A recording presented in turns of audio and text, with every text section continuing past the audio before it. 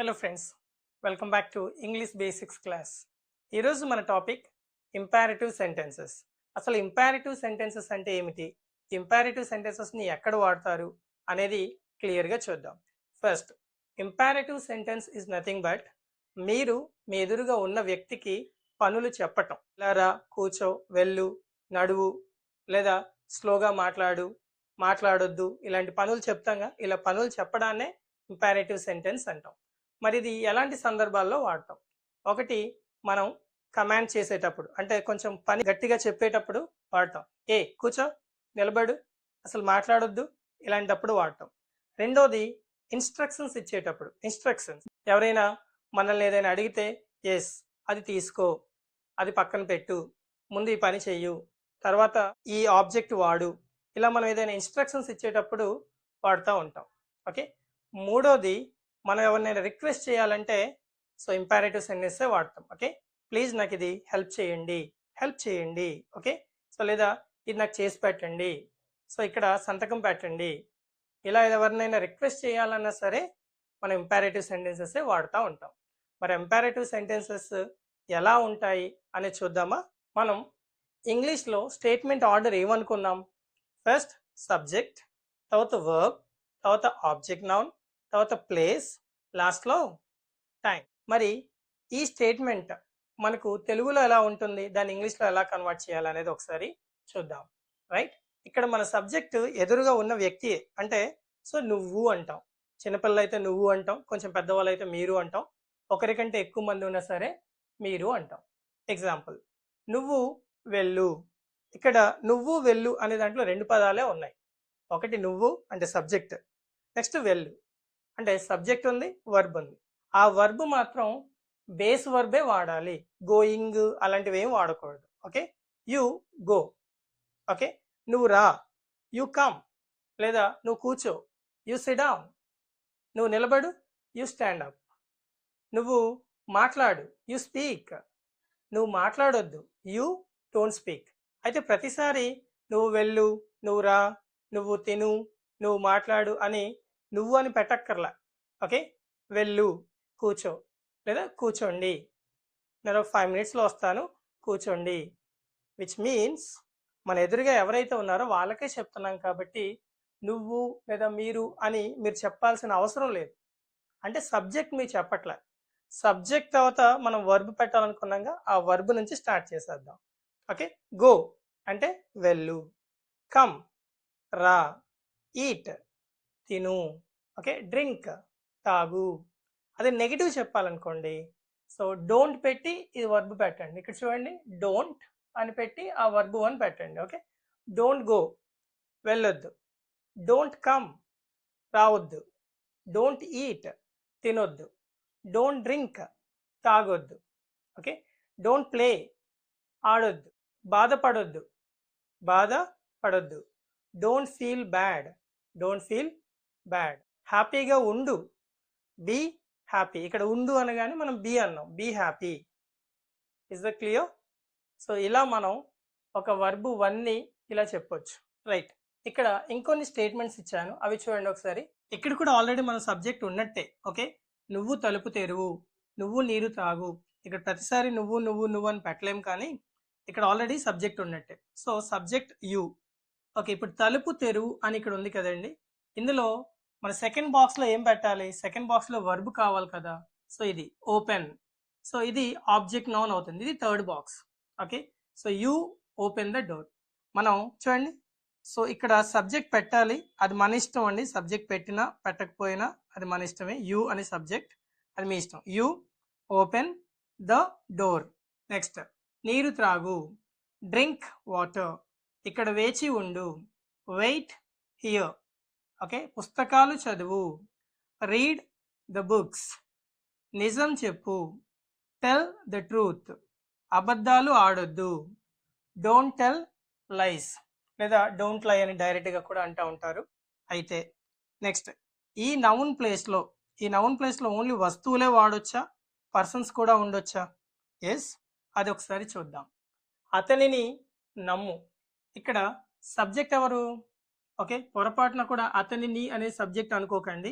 Already మన second సెషన్లో నేర్చుకున్నాం.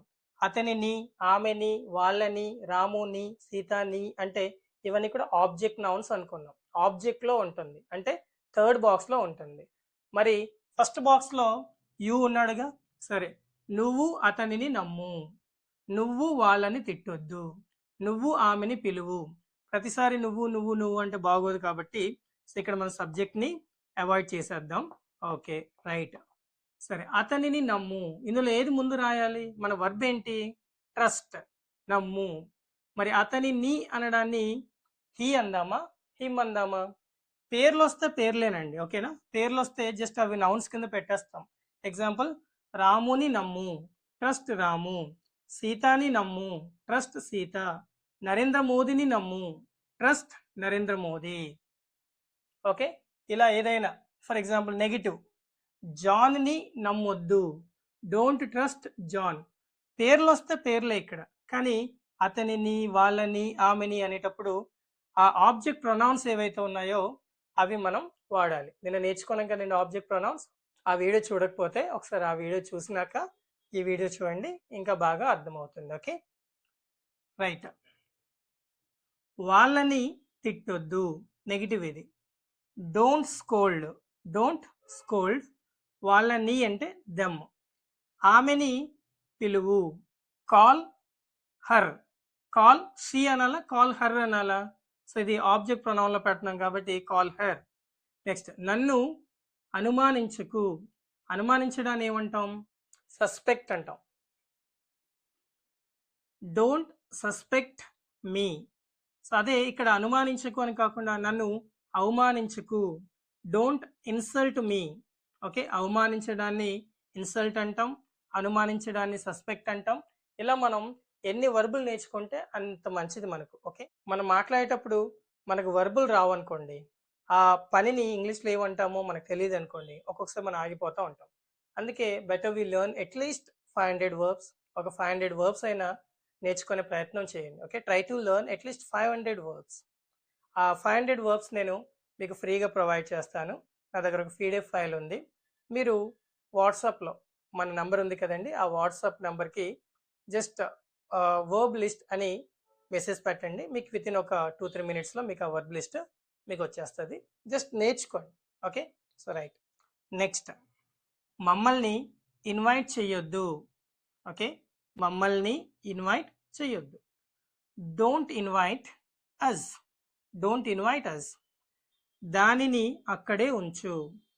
సో ఉంచు అంటే keep, keep it there, keep it there అంటాం. Okay, so this is what the session is. మన క్లాసెస్ అన్నీ కూడా చాలా సింపుల్గా ఈజీ వేలో ఉంటాయి. ఓకే, కానీ my concern is whether you are practising or not.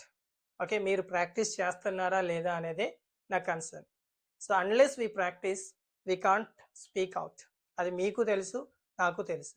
Because learning is not important, writing something on the book is not important, listening to the videos doesn't matter, only practice matters. So there is a great saying in English, ఎక్కడో దగ్గర మీరు వినే ఉండొచ్చు.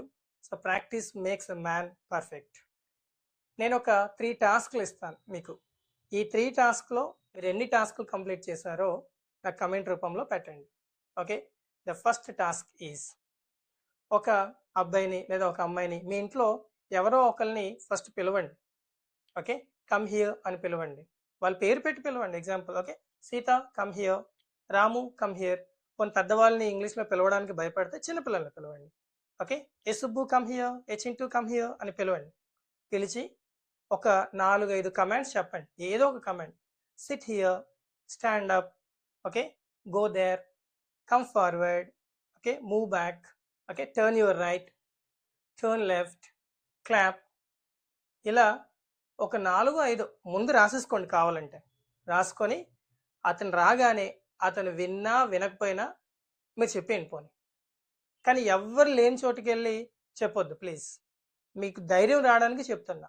So you have to do it. Task number 2, నేను నా క్లాస్లో ఈ game ఆడిపిస్తూ ఉంటాను. ఈ గేమ్ని మీరు ఎవరికైనా పిల్లలకి ఆడిపించండి ఇంగ్లీష్లోనే.